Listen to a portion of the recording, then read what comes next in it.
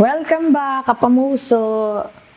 It's been a long month na wala tayong prayer meeting. Ngayon, andito na naman tayo sa prayer meeting. Aloha! Hello!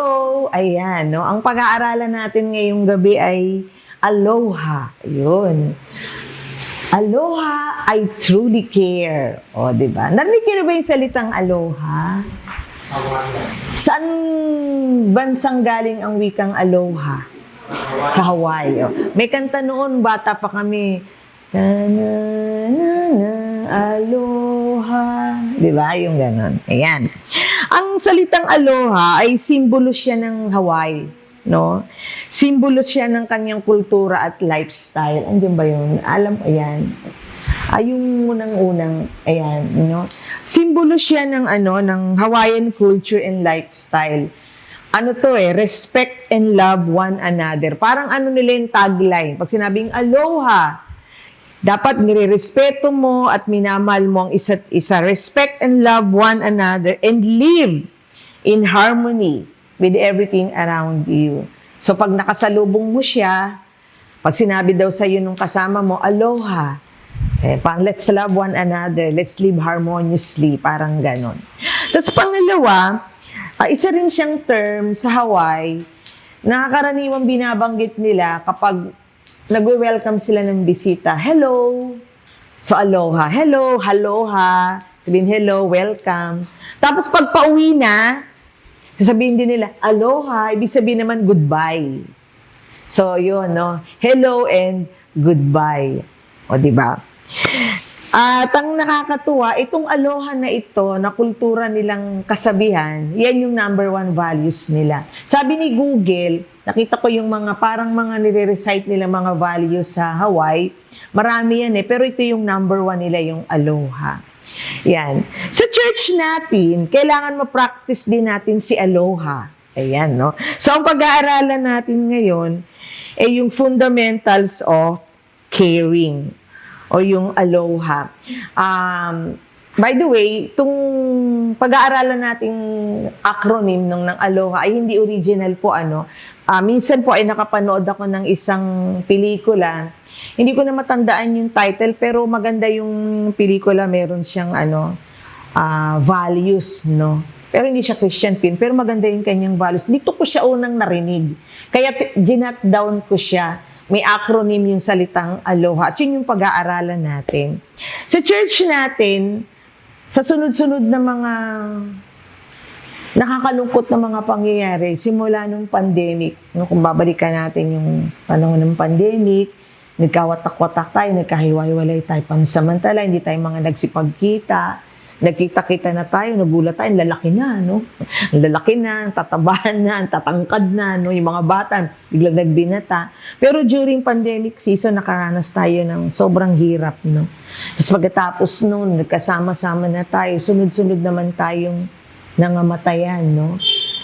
Kung di ako nagkakamali, nung binilang ko yung mga namatay sa atin simula nung pagkatas ng pandemic hanggang kay Nanay Porfiria, yung mga kapamusong active lang yung binilang ko. Nasa 8 na siya, no?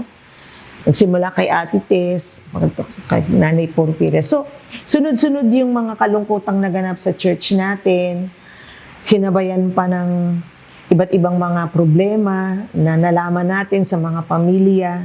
Sinabayan pa ng sobrang pagtaas ng bigas na nakakainis. Nung nag-community outreach lang kami, 249 lang yung sinandoming, wala pang 2 linggong bumili uli ako ng bigas, 270 na siya. No, yung mga ganong mga bagay-bagay na iisa lagi yung naiisip natin, nagdaranas ng iba't ibang uri ng anxiety, depression, kalungkutan, yung mga members natin sa church.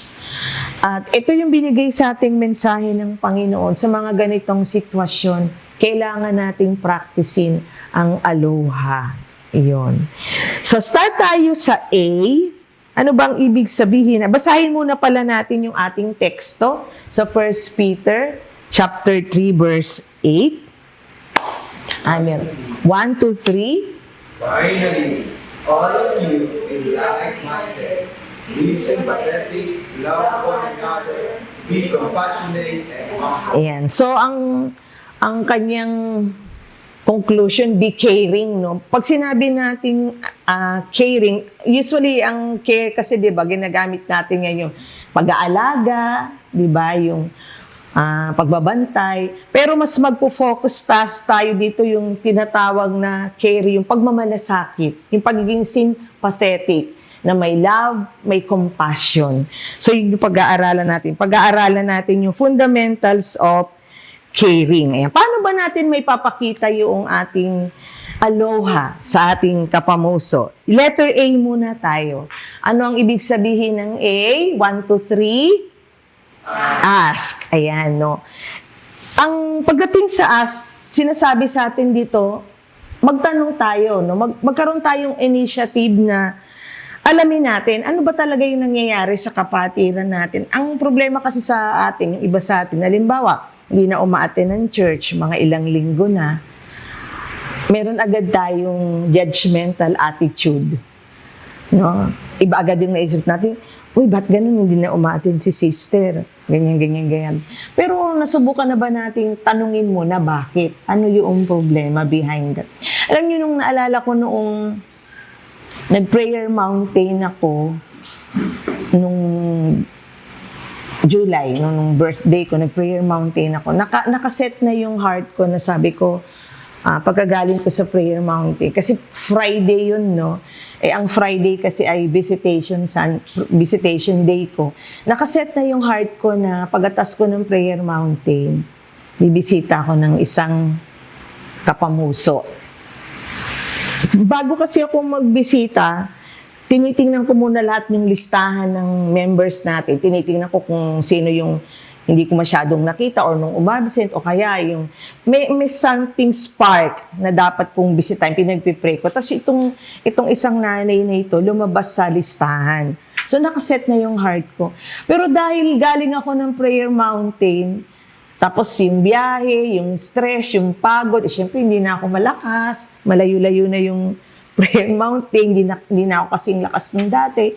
Nung nasa biyahe ako, nakaramdam talaga ako na matinding pagod. At bigla akong naisip na, next Friday na lang uli ako bibisita. Parang something like that. Next Friday na lang, maintindihan naman ni Lord yun. Uwi na lang ako sa bahay. Kasi mga ano na yun nasa biyahe ako, mga past 5 na. Pero nung paangono na ako, yung malapit na ako dito sa dito sa ating area na to, biglang may kakaibang yung banal na spirito Hindi, tuloy mo yung pagbisita mo, tuloy mo yung pagbisita. May ganon na dating. So, sabi ko, sige, mabuti na rin yung sinusunod mo minsan yung kutob mo. Kasi baka mamaya kay Lord talaga yung kutob na yun, yung mga ganong mga bagay. Kaya, tumuloy ako. Yung nakaschedule kong bibisitahin, wawa pa. Alam nyo naman, napakalayo ng lalakarin. Kasi nga, walang tricycle na pumapasok o kaya lumalabas, bihira. So, nakakapagod talaga. Pero sige, sabi ko, Lord, bakit? Bakit kaya? At nung naandun ako, nalaman ko yung dahilan. Itong kapatid na ito na nagkasakit pala siya, kaya hindi siya naka-attend. Tapos bla bla bla, ganyan tinanong-tanong ko. Tapos pinag-pray ko siya. Pag uwi ko, sabi ko, paano na lang Lord kung hindi ako tumuloy? Napakalaking bagay yung na-miss ko. Hindi ko na ipaabot yung pagmamalasakit ko dun sa sister na yun na mayroon palang pinagdadaan ng ganun. So may mga pagkakataon na minsan tanungin din natin ano nang nangyayari. Isang paraan yun ng pagmamalasakit. May mga ka-churchmate kasi sa atin na hindi sila mga vocal sa nararamdaman nila. Marami sa mga churchmate natin na minsan sinasarili na lang nila yung problema nila. Hindi natin alam yung mga pinagdadaanan nila. Hindi sila lumalapit sa atin. Nahihiya silang lumapit. Kaya paano natin mapapakita si aloha kung hihintayin na lang natin sila lagi na magsabi? Kasi may mga ganito tayong din. Hindi mo naman sinabi kasi. Paano ko malalaman? Hindi mo naman sinabi. Mga ganon. Kasi minsan, sister, bakit ganyan? Hindi mo naman sinabi. Pero sa part kasi natin na may tunay na aloha sa puso, hindi na natin kasi kailangang hintayin na sila yung lumapit tayo mismo magtanong na, ano nangyari? Bakit wala? No? So, ganun. So, yon. And then, tingnan natin, ano naman ang ibig sabihin ng L? 1, 2, 3. Listen. Iyon, makinig. Dito naman, kung dun sa A, sa us, yung initiative, dito papractice naman natin yung time natin at saka yung patience. Yung willingness natin na makinig. Ano, masarap magkwento masarap mag-share, masarap magsalita pag nagpapatotoo ka, no? One time may naka-reunion ako na dati namin kaibigan sa Maynila. Naka-reunion ko yung best friend ko nung high school. So pagdating doon sa Santa Lucia, kwentuhan kami. May dumating kaming isang dati naming kaibigan din nung college time. Ilang oras kaming nakaupo sa mesa na siya lang talaga lahat ang nagkwento. Ganun lang kami ng ganun ng best friend ko. Nung pauwi na, sabi ko doon sa best friend ko, sayang, si Pe, no, hindi tayo nakapagkwentuhan. Kumusta ka na ba? Naramdaman kong may problema yung best friend ko Siya kasi yung nag-initiate na makipagkita ako sa kanya, ganyan. Naramdaman ko kasi nung tinanong kong, kumusta na yung asawa mo? Ngumiti lang siya. Hindi ko napakinggan kasi nga mayroong isa na siya na talaga lahat ang nagsabi ng lahat. Meron tayong ganong tendency na kapag tayo ay nag-uumpok-umpok, ikaw lahat ang naririnig. Siguro magandang minsan ikaw naman ang manahimik. 'Di ba? At ikaw naman yung makinig. 'Di ba? Eto, bisita uli ako, meron akong, sabi ko, maiba naman, bisitahin ko yung mga kapamuso na hindi ko na nakikita sa church. Madalaw lang, no? At karamihan kasi ng mga kapamuso nating mga may edad na, hindi na talaga kayang lumabas ng bahay. So, isa yung dinalaw ko, isang nanay, isang lola na punta ako sa kanya. Ayaw niya akong papasukin nung una. Kasi matanda na, malabo na ang mata, medyo masungit, ganyan, ano. Pero nung nagpakilala ko, bigla siyang parang, ay, Stora, sige, pasok kayo. Tapos yun, nalaman ko yung mga problema. Tapos, alam niyo yung wala naman talaga siyang mga problema. Pero nakinig lang ako, yung mga struggles niya, yung iniiwan na lang daw siyang mag-isa, yung mga naiiwan daw siyang mag-isa, malungkot, ganyan. All throughout, habang hinihintay ko yung kanya mga kasama sa bahay, nakinig lang ako ng nakinig. Tapos napapaisip ako, sabi ko, ilang kayang mga matatanda sa church ang hindi ko alam yung sitwasyon dahil hindi ako nakinig. Diba? Ilan kaya sa mga kapatiran sa church ang may talagang kwento ng buhay na hindi natin narinig kasi hindi tayo nakikinig. Tayo lang yung madalas dumaldal. Diba? Kaya minsan para may pakita mo yung aloha mo, doon ka lang. Meron nga tayong rule, diba, na lalo na kapag namatayan. Hindi ka yung mga namamatayan, hindi sa kanila masyadong okay yung okay lang yan. Ganyan. Mas mabuti pa yung manahimik ka na lang. Konting siya yung magkwento sa'yo. Hintayin mo siyang magsabi sa'yo. So we learn to listen para malaman natin kung ano yung nasa loob niya. Okay? And then ano yung O? 1, 2, 3. Observe. Ito naman yung sensitivity natin, dapat nating practicein. Yung magre-research tayo, no? Ano yung para ma-express natin, may ano natin yung aloha natin. Maobserbahan mo yung ano yung itsura niya, ano yung gestures niya, ano yung mata niya, no? Yung napanood ko sa Netflix, yung sabi, yung mata daw ang magsasabi kung totoo o hindi yung kausap mo, no? Yung facial expression niya, obserbahan mo yan, kasi sa pamamagitan niyan, makikita mo talaga kung meron kang dapat sa kanyang itulong. Kaya napaka-importante, alam niyo mga kapamuso, kapag welcome time, di ba? Ang welcome time natin tuwing Sunday, hindi lang naman yung simpleng kamay, kumusta, no?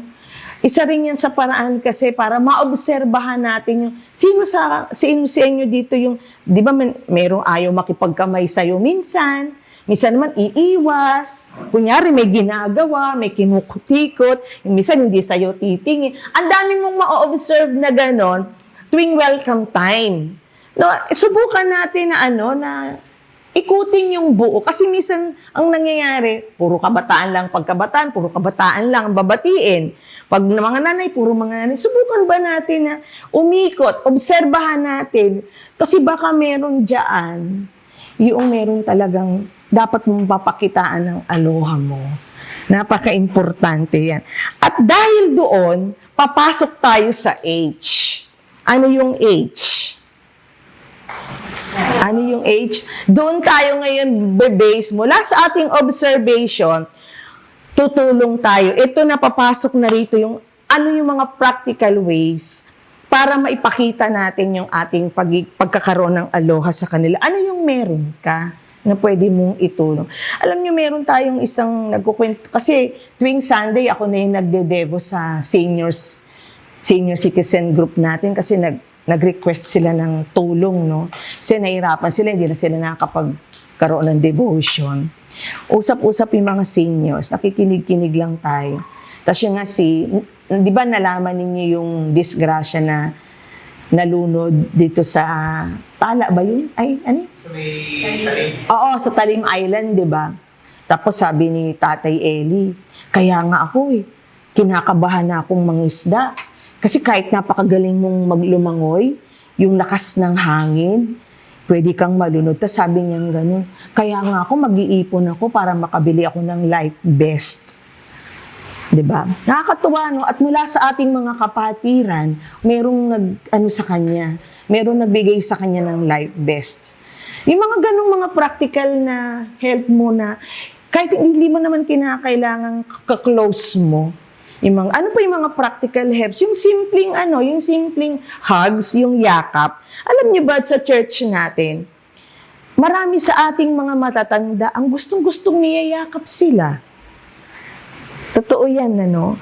Marami sa ating mga kapatiran, kahit nga hindi matanda, kahit mga bata. Alam niyo, kasi sa ating mga Kristiyano, hindi na tayo dapat nagkakaroon ng mga malisya Kasi mga Kristiyano tayo, nakita ko talaga yung power ng hug. Natutunan ko yan kay Mrs. Cow. Kasi nung ako ay nagtuturo pa sa GFA, meron kaming rule, yung hug, kailangan ng mga bata, bago sila uuwi. Ginagawa ni Mrs. Cow, paglalabas na yung mga high school, elementary sa gate, ando si Mrs. Cow sa gate Talagang, iyakapin, nung wala pang pandemic, nung nandun pa ako, natrabaho pa ako, lahat ng mga bata, ihahag niya ka. Doon sa kanya ko yun natutunan kasi tinuro sa amin ni Mrs. Ko, kami mga teachers, yung importance ng hug. Kasi karamihan daw sa mga estudyante namin, totoo talaga, lalo na sa mga high school students ko, kailangan nila ng mga nanay figure, ng mga tatay figure, kasi hindi sila niyayakap sa bahay. Kaya nung nagturo ako ng high school, lalo na sa high school, no, kita mo yung mga estudyante, social sila, tataray nila. Pero yung kapag niyakap mo na sila, iba ang dating sa kanila. Nararamdaman nila yung care natin. So, yun yung ilan sa mga practical, yung mga kabataan, di ba? Yung yakapin nyo yung mga matatanda sa church, matutuwa sila doon, yung pagmamano, yung mga simple help yan, yung minsan maganda rin paalam mo sa kanya na pinagpipray mo siya. Hindi pagyayabang yun minsan, no? Of course, sabi din naman ni Lord, hindi mo dapat binabandera yung pag-aayun at pananalangin mo. Pero may mga pagkakataon din na sabi rin naman ni Lord, i-express mo. Minsan magandang malaman ng kasama mo na, alam mo, kapatid, pinapapray kita. Diba? Pinapipray talaga kita. Minsan sabi, kumusta na yung yung sakit mo? Bakit? 'Di ba sabi mo may sakit ka nakalagay dun sa communion, may sakit ka ganyan. Kasi pinag-pray ko, titingnan ko chichikan ko kung sinagot na ni Lord. Tapos maa-amaze sila. Talaga pinag-pray mo ako. 'Di ba yung mga ganong simpleng pamamaraan, yung mga practical help, napakalaking bagay po ng mga kapamuso. At syempre pag natulungan mo na siya, hindi magtatapos doon. Punta tayo sa huling-huli. 1, 2, 3. Ask again. Ito yung pagkatapos lahat-lahat ng ginawa mo, yung consistency, aalamin mo, kumusta ka na? Ano na nangyayari? O kumusta yung follow up? Yun yung importante doon, yung Hindi yung isang beses mo lang siyang niyaka po, isang beses mo lang siyang tinulungan, tapos na. Ay, tapos na tungkulin ko diyan. Kailangan yung consistency, yung regular checking up. So, sa pamamagitan niya, ng aloha na yan, mapaparamdam natin sa kapamuso natin na, aloha, truly I care, di ba? Kasi, mga kapamuso, hindi na tayo mga bata, marami tayong, lalo na sa mga matatanda, marami tayong mga dumarating na bugso ng mga bagong kabataan, napakaganda ng natin tawagan kapamuso. Kapatid, kapamilya, kapuso. So, mamala sa ating church na talagang we really care, for each other. Lalo na kung isang beses lang natin nakikita yung kapatid natin, bugsuin na natin, samantalahin na natin yung stay natin dito para, kasi although nakaka-frustrate minsan, napo-frustrate ako minsan kasi minsan yung target mong kausapin, wala na, umuwi na Sa dami kasi natin, Hindi mo naman lahat maliligid yan Pero maganda kasi kahit isa o dalawa, pag Friday nga, ang kaya ko lang talagang bisitahin, isa hanggang dalawa lang And usually, isa lang. Yung sabihin ko, Lord, baka mamaya mamatay na lang ako, hindi ko pa maubos yung church, yung member sa church na para nakaka-frustrate. Pero sa isang banda, yung bunga ng pagpunta mo sa isang tao at nakita mo talaga na naka-fellowship mo siya, na-pray mo, nakausap mo, malaking bagay. Nakakaramdam sila ng aloha. Okay, meron akong nabasa kanina sa libro ni Ate Tess, si Lauren, Lauren Blakemore, nung age 13 siya, actually, di ko alam, nakalimutan ko nang tingnan kung anong year tong illustration na to. Si Lauren Blakemore, 13 years old, nagkaroon siya ng bone cancer. Siya ay nagtitake ng 14 rounds ng chemo at saka 25 rounds ng radiation treatment at the age of 13 years old. Grabe. Ngayon, itong si Lauren, para siya ay maibsan ng kanyang hirap. Meron siyang tinatawag na Miss Mildred blanket. Yung Miss Mildred na yun, kasi nung baby pa tong si Lauren, itong kapitbahay niyang Mildred, Miss Mildred ang tawag niya, niregaluhan siya ng isang, parang, hindi naman siya blanket, hindi rin siya coat, parang siya yung ang tawag doon? Quilt. Ano ba yung quilt? Yung pang ganun, na mahambong yung kanyang tela, malambot. Ginagawa ni Lauren, kapag siya ay nakakaramdam na nasusuka siya, napapagod siya, hindi siya makatulog dahil battling with cancer, yung quilt na yun, o yung parang kumot na yun na mahambong, iyayakapin niya lang daw ng gano'n. Napapayapa na siya. Kaya ang tawag niya doon sa blanket na yun, Miss Mildred blanket. Pinangalanan niya Miss Mildred. Biruin mo, mula baby niregalo sa kanya. 13 years old na siya this time. Gano'n tagal yung tela na yun. Naalala ko nung grade 4, si Jairel, nagkaroon ng ukay-ukay sa GFA. Tapos, kwento lang sa akin ng advisor niya, ito daw si Jairel, may napiling isang sweater. Tapos, nung time na yon, ang price ng sweater ay 10 pesos. 5 pesos lang yung pera niya. Kwento nung advisor niya sa akin to. Sabi daw sa kanya ni Jairel, Ma'am, pwede po bang i-reserve nyo ito sa akin? Pag-iipunan ko pa yung 5 pesos. Bibilin ko po ito. At sabi daw nung teacher niya, paano pag nabili na yan?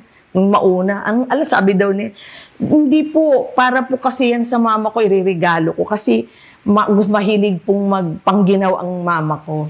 Natouch ako nung kinuwento yun ng advisor Hindi sinabi sa akin ni Jairel yun, basta proud na proud siya sa akin. Binigay niya sa akin yung second hand na coat. Pero alam niyo ba, parang ako to si Miss Mildred, parang Miss Mildred, kasi yung coat na yun, kinatandaan na talaga yun. Hindi na nga naalala ni Jairel na siyang nagbigay. Kasi inabot na siya ng high school, college, andun pa rin yung coat hanggang sa magkagutay-gutay na siya at hindi na talaga pwedeng gamitin. Pero alam niyo yung mga time na naghihirap kami sa pera, yung struggling talaga ako ng mga pantuition ng mga bata.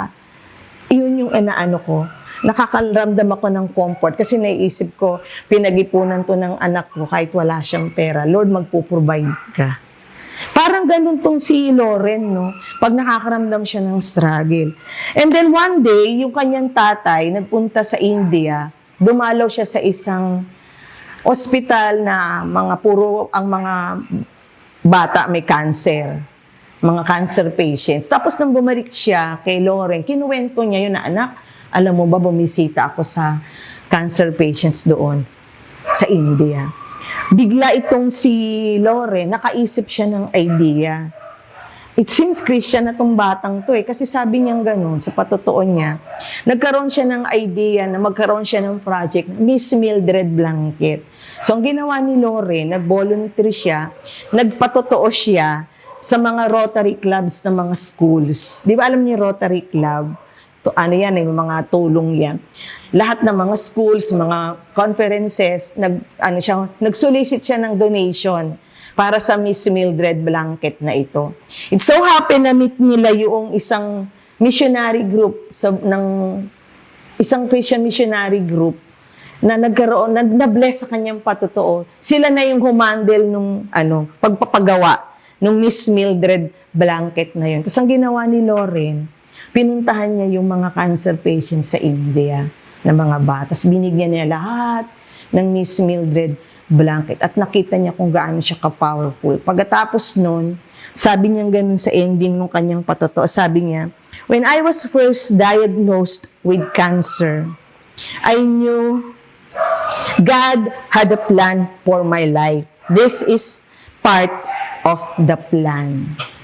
So, nagkaroon na ng mabulukso ang hindi na sinabi kung kailan namatay si Lauren, pero nagpatuloy yung Miss Mildred Blanket. Naintindihan ni Lauren yung nararamdaman ng mga cancer patients. Mga kapamuso, ang dami na nating mga nasubok sa church. Yun lang simpleng pagpunta natin sa mga lamay, yun lang mga simpleng pag-upo sa mga may kasama natin sa church, na mga may problema. Para rin tayo mga Miss Mildred Blanket. Nakakapagbigay tayo ng comfort, ng kaaliwan.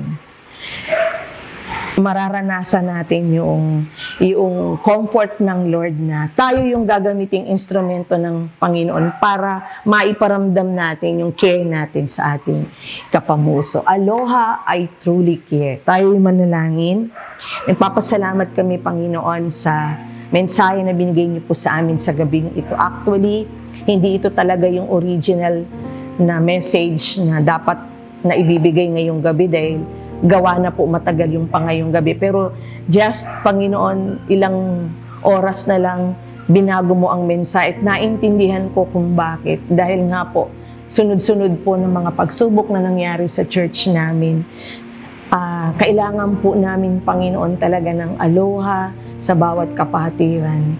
Tulungan mo po na ma-practice po namin ito sa church, Panginoon. Yung maiparamdam po namin in simple ways yung aming pong care sa bawat isa. Magising po kami, Panginoon, na pamilya kami. Mawala yung mga paborito, yung mga pagja-judge, pagpipili, paggrupo-grupo. Maano po sa amin yun, Panginoon, yung lalo na po, kung minsan lang naman kami nagkikita pag linggo, maranasan po namin na makapagbigay comfort sa aming mga kasama sa church. Lalong-lalo na po, Panginoon, yung mga may pinagdadaan ang hindi po namin alam. Lord, salamat po kasi Ikaw ang unang nag-care sa amin. Ikaw yung unang nagparamdam sa amin ng aloha. At dahil dito, Panginoon, sa kaaliwang nakukuha namin sa iyo, maging kami man po ay maging blessing sa iba. Maraming salamat po, Panginoon, sa gabing ito. Pinapag-pray po namin, Lord, sa iyo yung mga kasama po namin sa church na nakakaranas ng iba't ibang uri ng mga pagsubok. Yung mga kasama namin sa church na nawala ng mga mahal sa buhay, yung mga kasama namin sa church na nagdaranas ng mga sakit, may binabattle silang mga sakit, yung mga kasama namin sa church na nakakaranas ng paghihikaos financially, Panginoon, mga problema sa mga relasyon, mga problema sa pag-aaral, sa trabaho, iba't ibang uri ng mga struggles. Salamat po, Panginoon, sa pangalan ni Jesus. Amen. Aloha! Goodbye!